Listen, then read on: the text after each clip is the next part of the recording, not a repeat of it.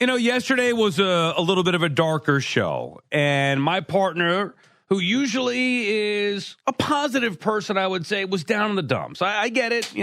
Yankees lost 2 out of 3 to the Mets. They've been struggling, but now that you've had a day to recover here, BT, have you regenerated? Where are you at as far as the Yankees being sellers? Have you come up from, out of the abyss here? No, I always regenerate. You know that. I'm always ready to go. I always regenerate. It doesn't carry in from one show to the other. In terms of like the energy, the premise has not changed. Yankees should sell. Okay, so now off of that, I think that we are in a spot with Major League Baseball, and this has now been proven for years. It's hard for us as fans to understand that we can't overreact to even bad spurts.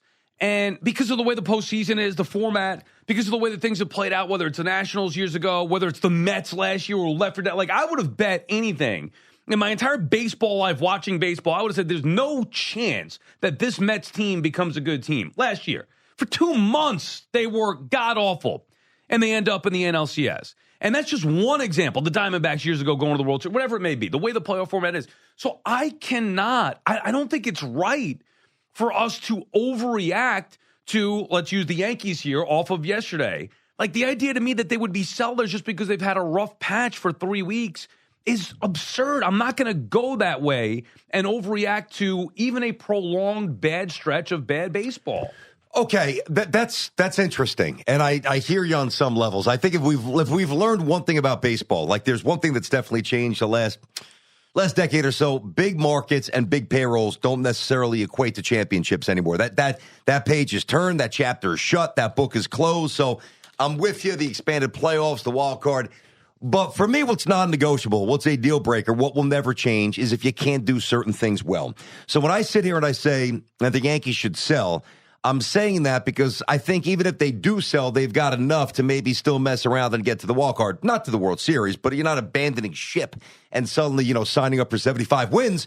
But if you can't, there's 3 staples out. If you can't situationally hit, if you can't catch the baseball, and if you can't protect leads, even with the new wild cards and even with the changing climate of baseball, different landscape, you can't win. So at least specific to the Yankees, that's where I stand on that. But specific to baseball, I kind of hear what you're saying on some level. Well, I just think it's a different evaluation. It doesn't mean you can't react to bad spurts and get mad in the moment for a game or a bad week. But to go and say that the Yankees should sell because they have not put it together in the last few weeks, to me, is crazy talk to a certain extent. And also I would say that, and this is me fighting myself here, where I kind of agree with you on the core principles. I've been saying the same thing about the Yankees how many years? Last year, definitively, this team isn't good. I don't believe they're good. The Mets are better, and just use them as a comparison, not Mets, Yankees, just because we watch both these teams in the town. Last year, I felt like the Mets did little things well. The energy was different.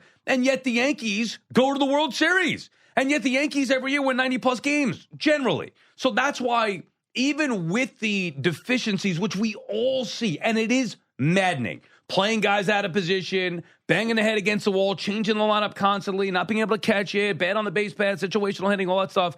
Even with that, they went to the World Series a year ago. So I can't give up hope.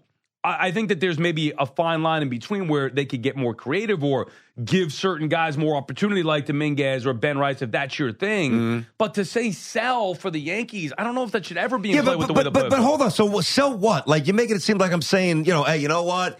The Yanks can never win. Get rid of Aaron Judge. By the time they rebuild, Aaron Judge is going to be past his prime. I'm not saying that. I'm saying trade Grisham to open up center field for a kid who's 22 and could run and looks the part. Move on from Goldschmidt, who I respect as a veteran. Right. He's good. He's solid. But you know what? Ben Rice, he's interesting. Put him there. Why can't they just play those guys, though, anyway? Like, forget about even the selling part of it.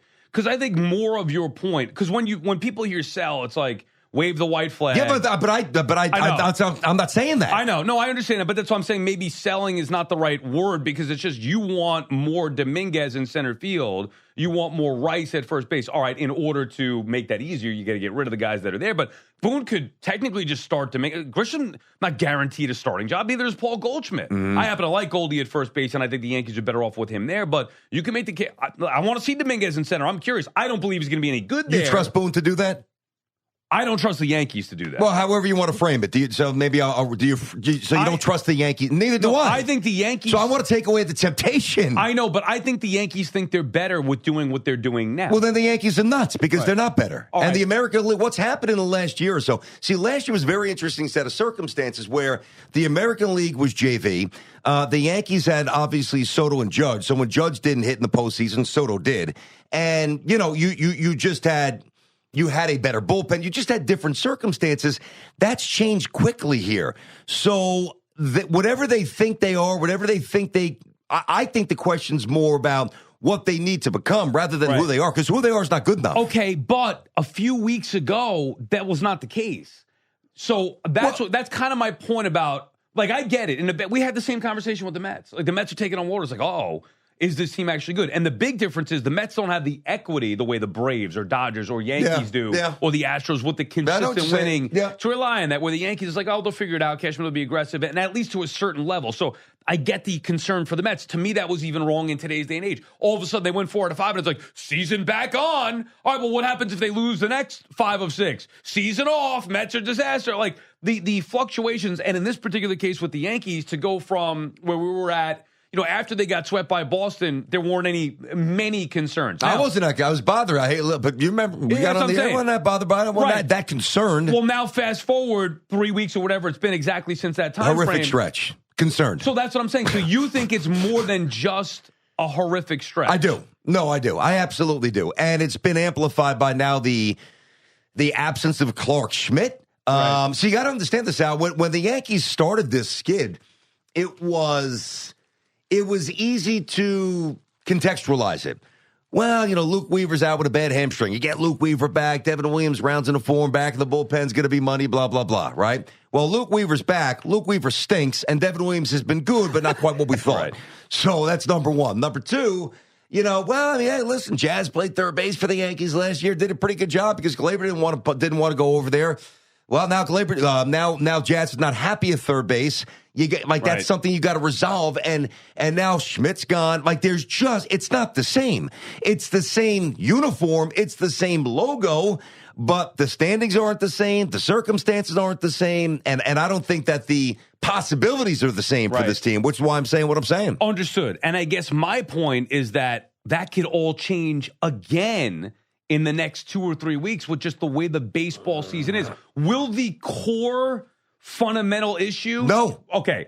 Agreed. And that's my main thing. Agreed, but that hasn't changed for years with this team. So what makes the Yankees conversation different is this traces back to Cashman and the way that the Yankees organization is operating for the most part for the last 5, 6, however many years you want to go back. I always go back to 2021. That would have been the year where I was like, okay, definitively what they're doing is not working. Make a change. But here we are, and the Yankees have had some success since then, most recently getting into the World Series. In 3 weeks from now, maybe starting this week, who knows, this homestand, it's all like, Mariners pitching, Cubs are dangerous. What if the Yankees win 5 of 6, carried by Judge and Dominguez in the offense? Stanton gets going. It's going to be different as far as the results go. It will feel totally different. We've got to get used to the ebbs and flows of a long season with the expanded postseason being a factor. And also, maybe more importantly than the expanded postseason, the inconsistency throughout the sport. I'm still trying to teach myself it's not the same way that it was for so many years. Even evaluating a guy like Nimmo.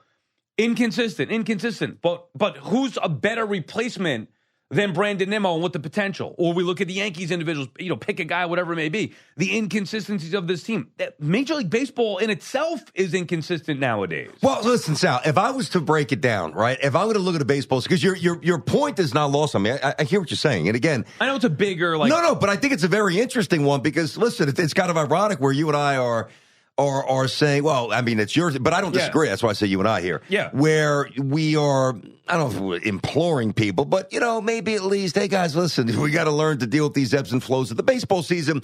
2 of the most passionate people in the world who react like absolute lunatics when things go awry.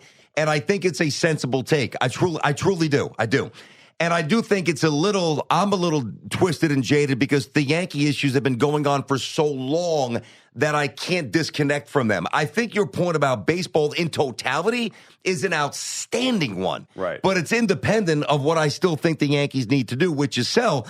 And I look at the baseball season now really in 33% increments. The first 2 months, determine what you need, okay? Go out there, play 60 games, determine what you need. Then the next 2 months, go out there and get what you need. And then the final 2 months, play what you with what you now have, and go out there and be the team that you're going to be.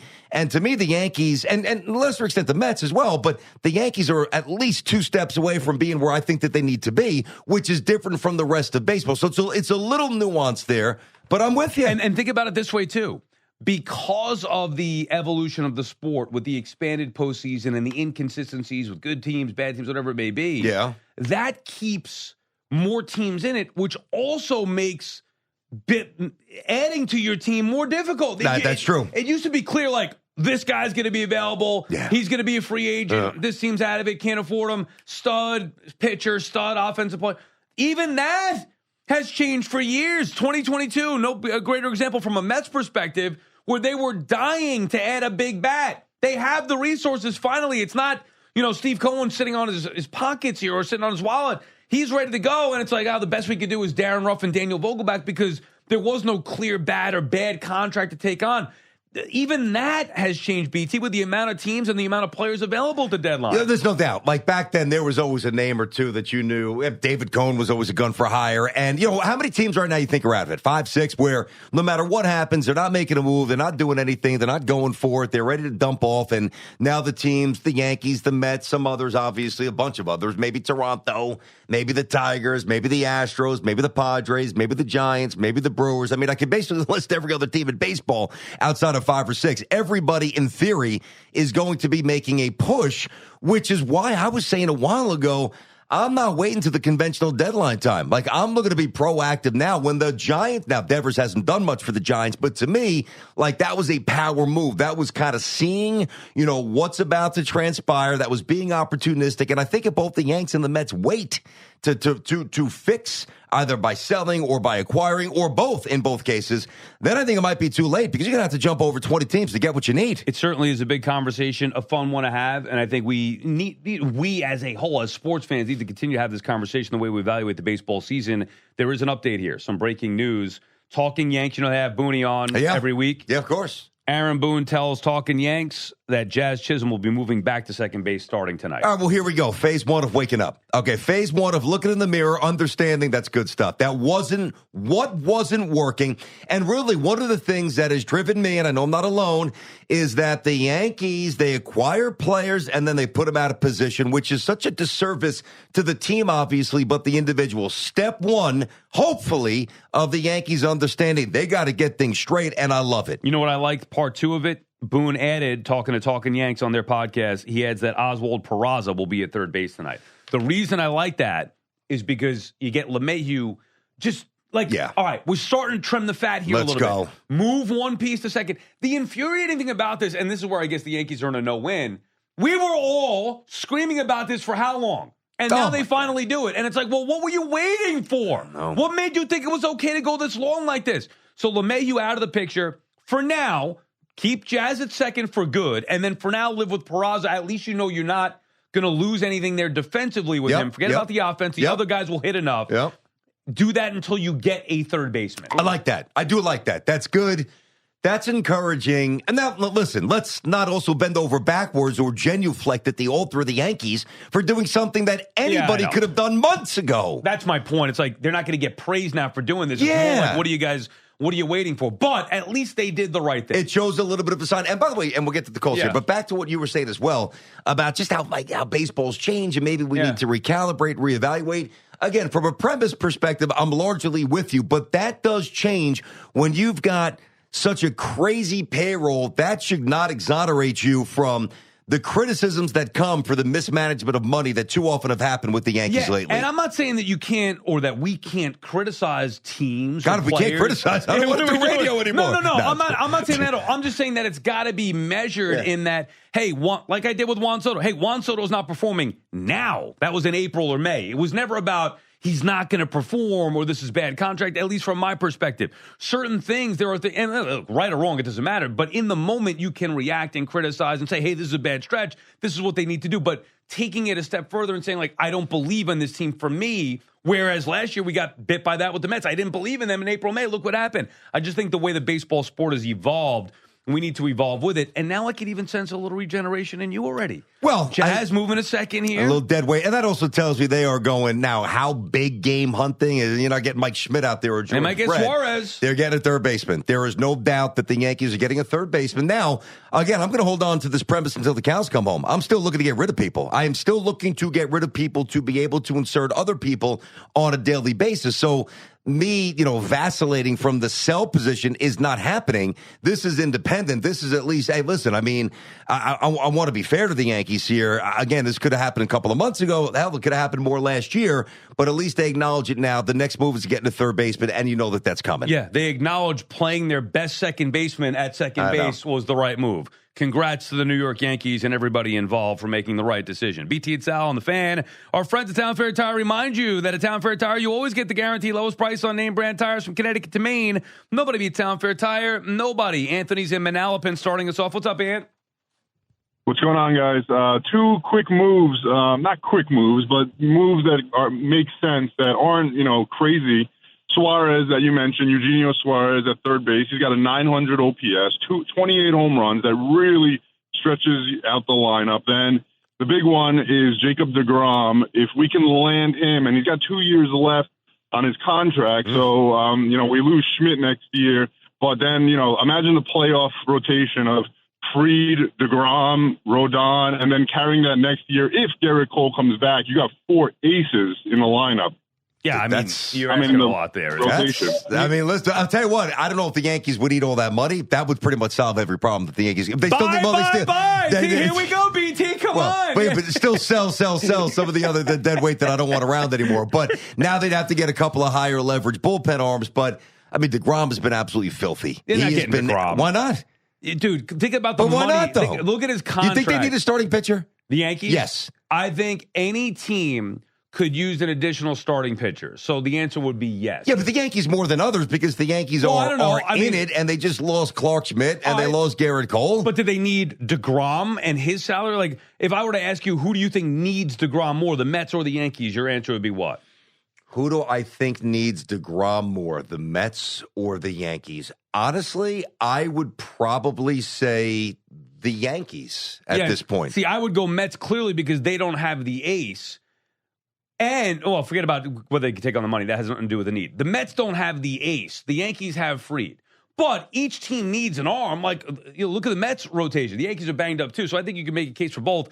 I don't think it's realistic that deGrom is going to want to come back to New York. I'm not sure about his contract as far as no trades, right? I would think he's not going to want to come back to New York. Not only that, would the Mets be willing to take on his money? I believe that they would. With the Yankees, I don't think that they would. And nor would I really blame them being given what they've invested in that rotation. You're going to have Cole, Fried, Rodon, and Jacob deGrom. Like that, God bless them if they could do it. If you want to go back in time and do what you used to do, the answer is yes. That's George. That shouldn't be that hard of a question. I get it, but do you think they're realistically going to do that? I don't. And that is the fundamental problem, right? One of several fundamental issues with the Yankees, but it's looked so bad. And I know that we've seen these mid-season swoons before. This one to me is more pronounced. This one to me is more alarming. This one is more detrimental to their future this year. Number one, because their division's a lot better. Right. It's not like you could mess around, figure it out, and still make sure you win the division. Not to mention, as I said before, the growth of the American League here. So there are power moves to be made, and while still selling the other pieces, I stand by that. It's okay. No doubt. No doubt. I want you to regenerate here. I want certain guys off the team. I do. But Suárez and deGrom, if you have an infield of Jazz, Ant's got to start playing well. Volpe and Suárez. Does that really fix those problems? We could get to that when we come back. Would adding Suárez and deGrom fix all the Yankees' issues? BT and Sal on the Fan. More your calls when we come back. 888-808-1019.